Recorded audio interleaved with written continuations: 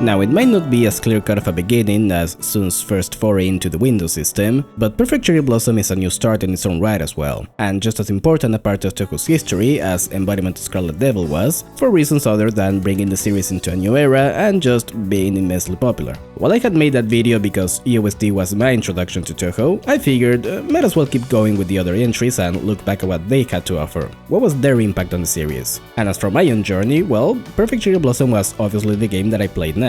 I went in order for the most part after all, and it wowed me just the same as the last one. Probably even more. As soon as I booted up the game for the first time and heard that otherworldly title theme, I just knew that I had come across something special. It evoked a feeling that no other Touhou game has managed to replicate since in quite the same way. Not even the one that's supposed to be a callback to Perfect Cherry Blossom in some aspects, but we have a while to go before we get there. That feeling of entering uncharted territory, the fear and apprehension brought on by the unknown, things that you may never come to understand in full, but also the allure and beauty of it all. A world that you can't help but be captivated by as it drags you in deeper still. Mystic is the word I like to use when describing this early Windows era of Touhou, and out of all the works, Perfect Cherry Blossom is the one that's most deserving of that term. Before we get into it proper though, this video is sponsored by me. I have a Patreon now if you want to support these endeavors, be it with pocket change or your entire life savings, and by doing so you can get access to a couple unique perks which I'll try to keep renewing as the place grows. This video you're watching was already available last week over there, along with an afterword discussing a bit of the process and some cut content. Every bit helps, link will be in the description as usual. Now let's actually get started.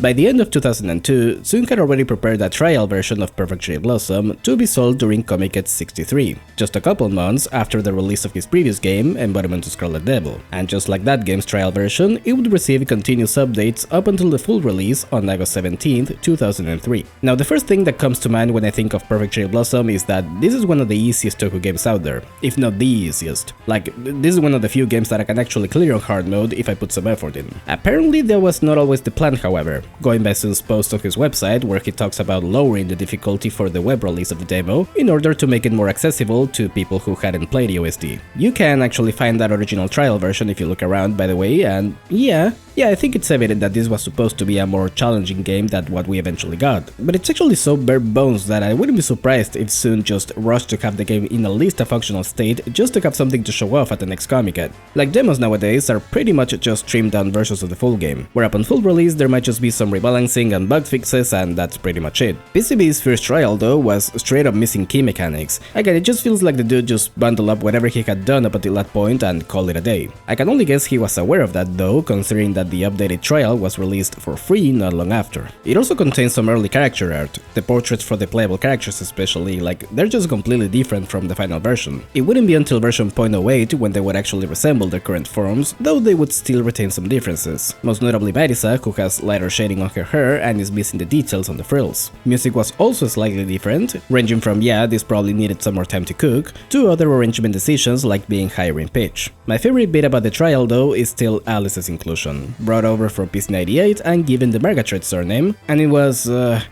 well, I don't wanna say it was all jokes since she would show up again for a while, at least until Sun inevitably forgot about her, which always seemed a little odd to me, like she is literally named after the circle, so you'd think she was supposed to be kind of a special character, but I guess not. Anyways, what I was gonna say is that she was intentionally placed as the stage 3 boss, the last stage in the demo, as a way to lead on people who knew about her from the PC98 days. Just a little trolling, and it won't be the last time that happens, just so you know. So it might just be me, but Perfect Cherry Blossom feels a little more responsive than EOSD already. Some of the graphics look a little better, and it introduces the visible hitbox and enemy guides so you can actually see where they are without having to snap your view up and down. Of course, being one of the classic games, it still necessitates V-patch unless you wanna deal with input delay, but at least that's the only setup you need to do this time. Another change from the previous game is that extra lives are now obtained by collecting point items instead of scoring, which, I mean, it doesn't really change much, the strategy is still pretty much the same, though it is a much clearer indicator of how close you are to the next one. And also you get so many here, you can die a bunch of times and still finish the game with a full stock. It is very forgiving in that regard. We have 3 playable characters this time, the usual Devo and Marisa duo, along with newcomer Sakuya from the previous game. All of them have 2-shot types along with a couple unique perks. PCB is also the game to introduce slight variations for each shot depending on if you're focused or not. Instead of focus mode, just narrowing the angle, and different bumps to go along. Though for the most part it's all functionally the same, we're not getting to the real gimmicky shots quite yet. Demo and Marisa have the same classic types as before. homing and needles, missiles and lasers. Now, I don't know why, but I just had an awful time with Deimo this time around. Both of her shots seem to do considerably less damage than an USD, or it might just be that here bosses have more health. Especially with homing, clearing spell cards felt like it was taking forever sometimes. I'll say it again, I like to speed kill. I like not spending longer than I need to during an attack, especially now that some spell cards actually get denser over time. All that said, even if it takes longer, Deimo's probably the easiest character to get a clear with in this game. She now has a smaller hitbox compared to other characters, a very useful perk that will remain with her for a good while, and her window to death bomb is just absurdly large to the point where I could pull it off pretty much every time, and it's already very forgiving in this game in general. Personally, I don't have a lot of fun playing Deimo here, but she is very reliable for sure. Marisa is the complete opposite, however. I think she is the real hard mode of this game. Which, I mean, that was always kinda the point, right? Deimo is the safe and reliable option, while Marisa is the more unwieldy, high damage one. And she's not bad at that here per se, she definitely retains those quirks along with the higher speed, but then she also starts with 2 bombs instead of 3 for whatever reason, and her perks are exclusively geared towards point collection. I still do enjoy a Marisa run more than Deimo, but when other characters can just get the same results without the added risk, it's kinda hard to see the point. Marisa B here though is just a weaker version of A, and it's just,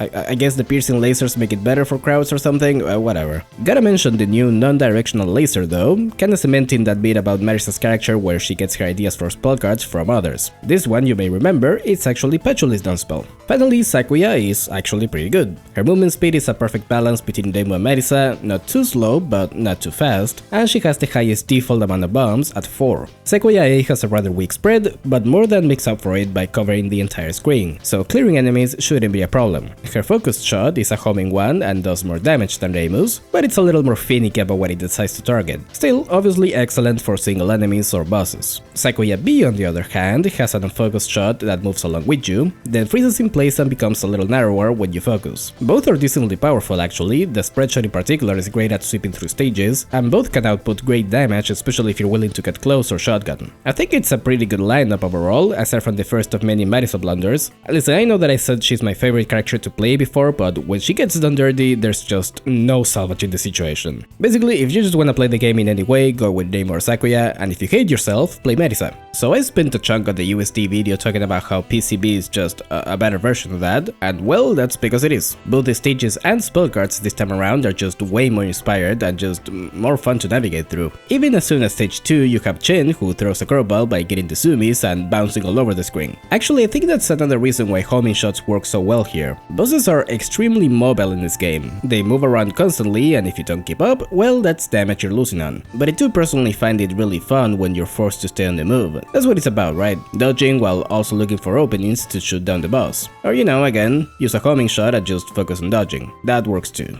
The Prism Reaver sisters are to date the only trio boss in the series, though to be fair they do share health bar, so they act more like any other regular boss in practice. On one hand, much more bearable and less annoying, but yeah, it is missing the appeal of having different attacks that complement each other. Though they do have sections where you fight one-on-one, and each of them have unique solo spell cards for those moments, which is pretty neat. Also, which sister begins the battle depends on your character. Deimo gets Lunesa, Marisa gets Lyrica, and Sakuya gets Merlin, continuing this occasional tradition of the stage 4 boss different in some way by your choices.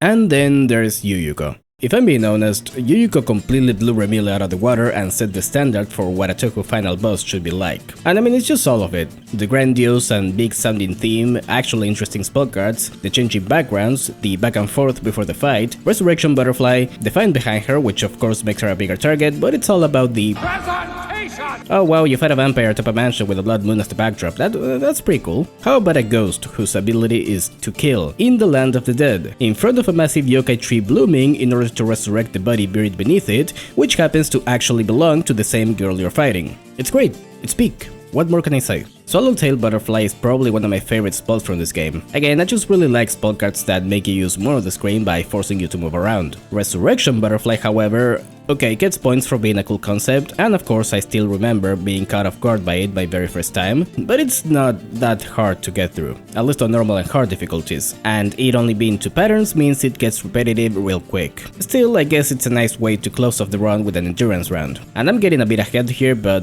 this is not a last word deal like in the next game. You can very much lose the run here, which actually happened to me once in the past, and let me tell you, it's nothing short of frustrating. Since I mentioned this the last time, yes, PCB has my favorite character art out of any Touhou work, drawn by Sun, that is. Well, actually no, that would be the random drawings he posted to his site, but from the games at least, it's this one. This is what I think of when his art style is brought up. The coloring, the smooth shading, the exaggerated highlights on the hair, very round faces and eyes, a ladies' skirt which is just one solid color, I actually didn't notice that until now. The designs themselves are simple but distinct. There's not a lot going on for the most part, but they still remain very interesting to look at, and I think that part of that is just the way he drew them to begin with. Also, some of them get different poses, particularly the playable characters, which sure, USD did that as well, but I feel it's more noticeable here since we can actually see more of their bodies. Sadly, I think that's the last time we get that. After this, it's just one single portrait image per character with swappable expressions, which I can understand really, just getting that done is plenty of work, but it is a shame because it really does add a touch to the whole thing. Makes these characters and the conversations between them more lively. The music is pretty nice too, not a soundtrack that I think of too often, but I think it fits the vibe PCB is going for very well. Some tracks feature relatively sparse arrangements,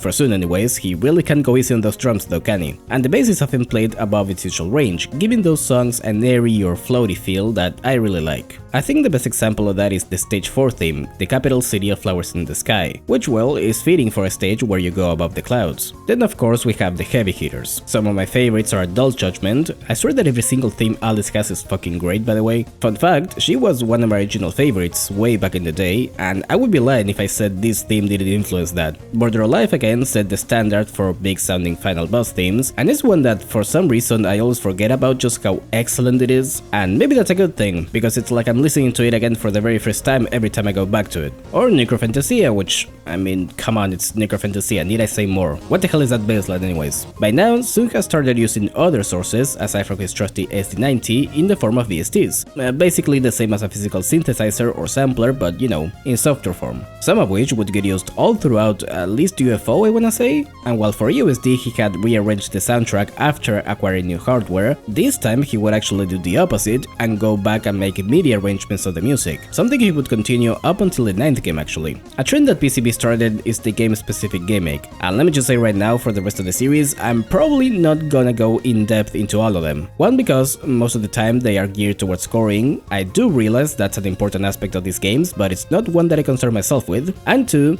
some of them can get really complicated. I am not looking forward to Imperishable Night. Anyways, the cherry system is mostly here to aid in scoring by increasing the maximum value of point items, that is when you collect them near the top of the screen, and with the bonuses you get from borders. If you don't care about scoring, the only number that matters is this one, which gradually increases as you shoot enemies and collect cherry items until it hits 50,000, activating a border during which you auto-collect every item on screen at its full value, and it also grants you a free hit throughout its duration. Yeah, if you get hit during a border, it just gets cancelled and you don't lose a life. Essentially, for normal survival play, this just means you'll occasionally get a shield. You can very much time it for specific sections, but outside of scoring, I don't really see what you'd bother.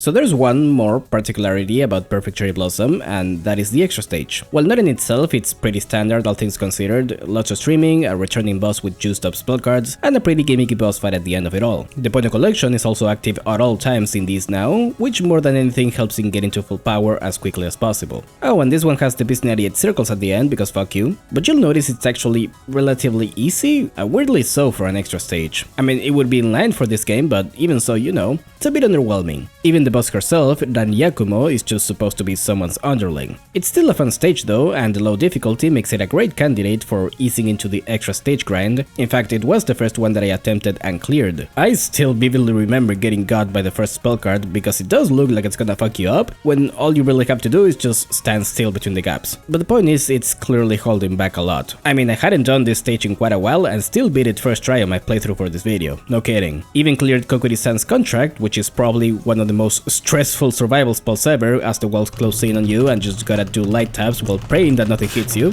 But no, the real extra would be the Phantasm stage, a harder version featuring none other than Yukari Yakumo as its boss, marking her first ever appearance. Or it seems more to me that extra is a toned down version of Phantasm. I do actually wonder which one came first. And I also beat it on my first try. It is harder for sure, but not that much, and also I've avoided mentioning all this time that both stages throw so many resources at you, you're pretty much stacked on lives add some bumps, especially with Sakuya for the latter. I think it's a neat idea though, going through the extra stage as usual but noticing that something is off, that there has to be more to this. It's using the gameplay to enhance the storytelling, foreshadowing the appearance of a bigger threat. And even with Dan herself, it does kinda make sense that her spellcards would be similar to her master, being that she is very much an extension of her. But anyways, how do you get to these stages in the first place? Well, extra is the same as always, just get a no continue clear on normal or above and you're good to go. And you'd think that Phantasm is unlocked once you beat extra, right? Well, that is one of the requirements, the other being capturing a total of 60 spellcards, that is beating them without dying or bombing, thankfully combined between all characters, but that's still one hell of a steep requirement. And there's no way to see how many you've already got, by the way, so unless you're keeping track, you just gotta keep going until you get it, which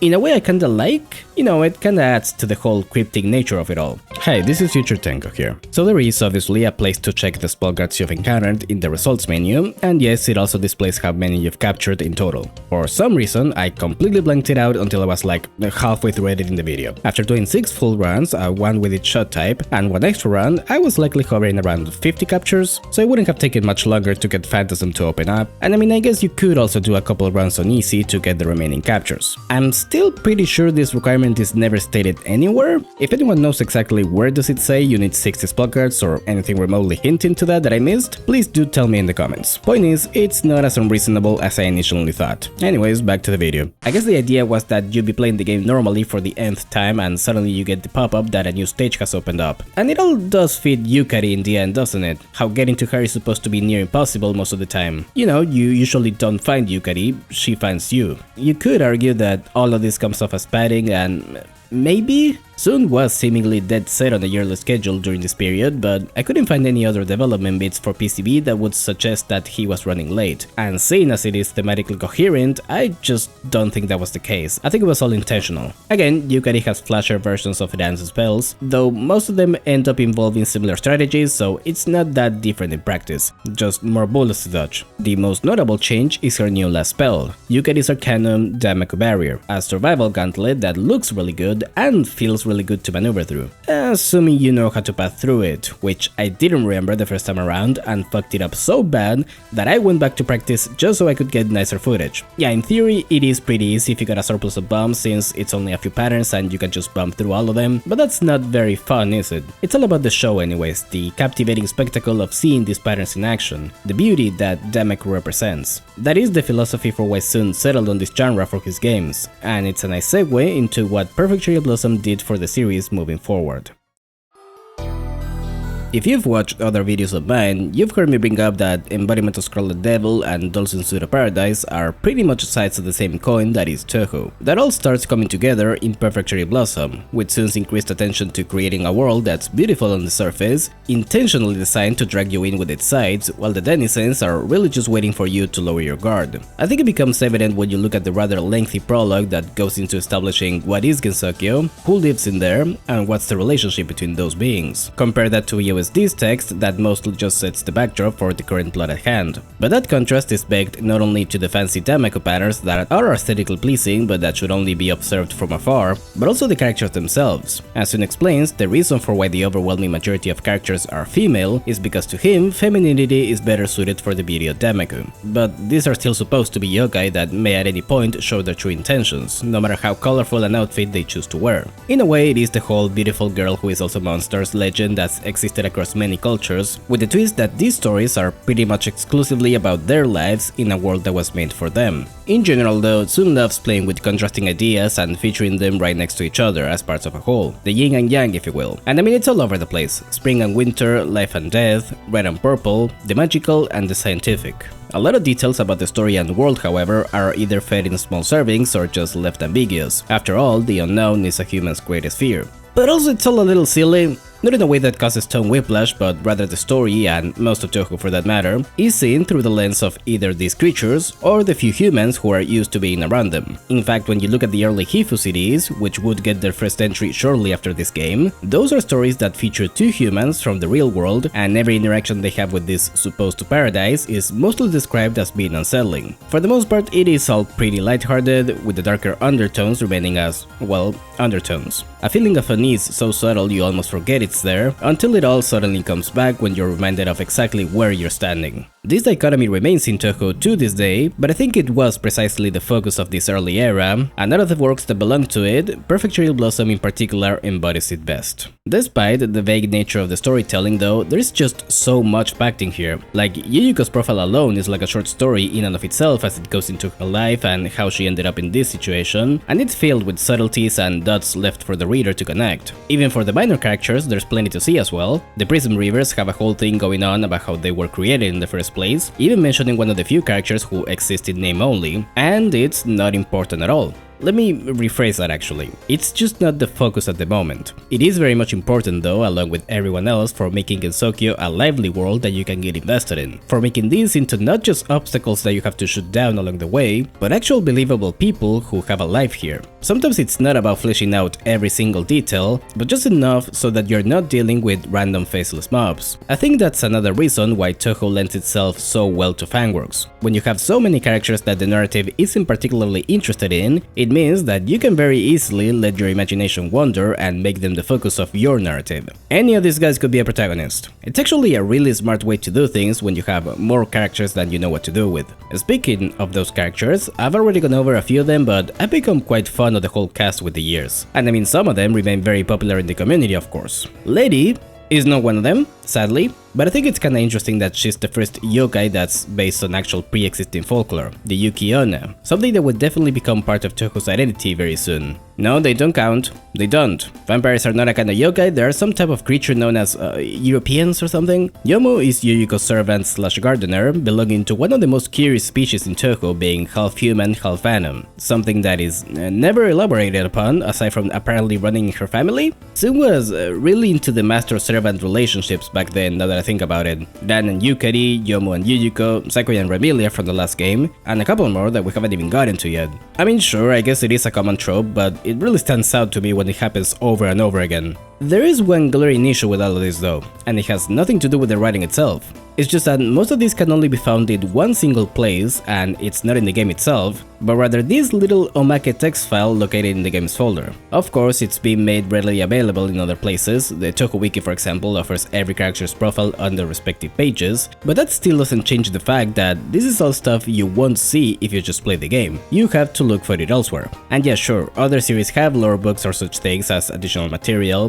Touhou will get plenty of that as well, but in this case, it is literally all there is to it, and sometimes these details are not even hinted at in the game itself. Whole explanations and backstories relevant to the plot located within the paragraphs of this text file. And to this day, I don't get why Sun doesn't just make a dedicated menu for it like other games that approach storytelling this way do. Especially since, you know, you can only look it up if you even know it exists. Otherwise, all you get from Perfect Cherry Blossom is the basic incident plot, without the demands of context and nuance that the character profiles can provide. All that said, it is pretty much the only way to inject more writing into these games, at least that I can think of. I mean, sure, you can only do so much in an arcade game with only 7 or 8 stages with brief pre-fight dialogues and a couple endings. You can do plenty, mind you. These conversations display the characters' personalities in action, and they do a pretty good job at that, even if we are still in the era of witty and sometimes nonsensical exchanges for now. But obviously, you can't fit a whole world into a few lines, and honestly, it would probably take away from the game if we were forced to swallow that much exposition. So that's why the profiles exist, which again, should in my opinion very much be accessible in-game by now. So anyways, that's pretty much Perfect Cherry Blossom's legacy, I would say, finally establishing a good framework for the rest of the series to build upon. Again, obviously there were elements being thrown around before it, even as far back as PC98, but it is this game where it all starts coming together to form a coherent idea. That's why I said that Perfect Cherry Blossom could be seen as the actual starting point of Touhou if we're talking about consistency. I mean, we would eventually deviate a bit from it as Sun changed his approach and introduced other elements. Some things have more nuance now, works are more concerned with discussing different topics, but I think this core still remains present one way or another. And I mean, this is also the game that gave us Yukari, probably the biggest and at the same time most enigmatic character in the series, which makes it really funny to me that she was tucked away in an optional stage that only a few people would ever get to see. This man is insane. Though to be fair, it seems he still hadn't decided on what kind of role she'd be playing just yet. But she was an important character from the beginning. As he puts it, Yukari is named as such because purple sits at the end of humans' visible light spectrum, quite literally on the boundary of what's visible and what isn't. And his intention was to denote that at least for now, that's as far as Kensuke went. And if you look at what comes later, yeah, most of the biggest figures introduced later on were once outsiders, or they reside in some parallel world that's not exactly Kensuke, but rather just connected to it. Actually, this realization is kinda fucking me up just thinking about it, so I'm gonna stop doing that now. But I think that pretty much covers all I have to say about PCB though. It's a foundational game along with all the other early works. Sadly, I couldn't remember much of my initial experiences with it like I did for USD, aside from being absolutely captivated by it. The colorful patterns, the characters, the music, it all served to push me to keep going forward and dig further into the series. And all that aside, I mean, it's still a solid game in my opinion, even today. Sure, it's gonna feel a bit clunky if you're used to the modern titles, but not as much as USD I think. It's pretty accessible, which is the reason it remains my personal recommendation for anyone starting out, and I mean it's just a great place to start anyways in terms of the setting. It's not just mostly a curiosity or a remnant of a bygone era, this is the game that set the tone for the rest of the series going forward, and its echoes can still be heard to this day. So this video got a little bit stretched over time. I was planning on having it done sooner, but you know how it is. It was a bit surprising to me to learn that, according to a recent comment by Soon, Perfect Cherry Blossom was not that well received at the time by longtime STG fans. I mean, over the years I had seen some disdain for the series from the more hardcore sector of the genre. I wish I had more background right now, aside from Touhou does a few things different. But anyways, in that regard, as always, I'm here to talk about my experiences with the game and how it compares to the other games that I have played. Anyways, this is probably gonna be the last video of 2025, at least the last long-formish one. This year has been pretty good for me in regards to mental health and getting back to work on videos and streaming, and I hope it's been overall nice to you as well. Still feel like I could be doing more though. I really do want to start taking all of this more seriously come the next year. I'm not saying there's gonna be like weekly videos or anything like that. I don't think I could manage that with the type of stuff that I do, but you know, just a bit more applied to what I can put out. So again, in case this is the last chance for me to say this here, happy holidays, happy New Year's, and I hope to see you around for whatever comes next. Very special thanks to Tier 3 patron and friend Spectre Skirt, who inadvertently forced me to re-record this whole segment. In the future I might not update the list for the YouTube upload since again I have to re-record everything all over again, but I figured since this is the first time I might as well do it. As always, thank you so much for watching, leave a like, subscribe and ring the bell to see more videos like this, and do tell me what you think in the comments below. I also stream video games on Twitch every week, so do stop by if you have the time. For now, I will see you next stream.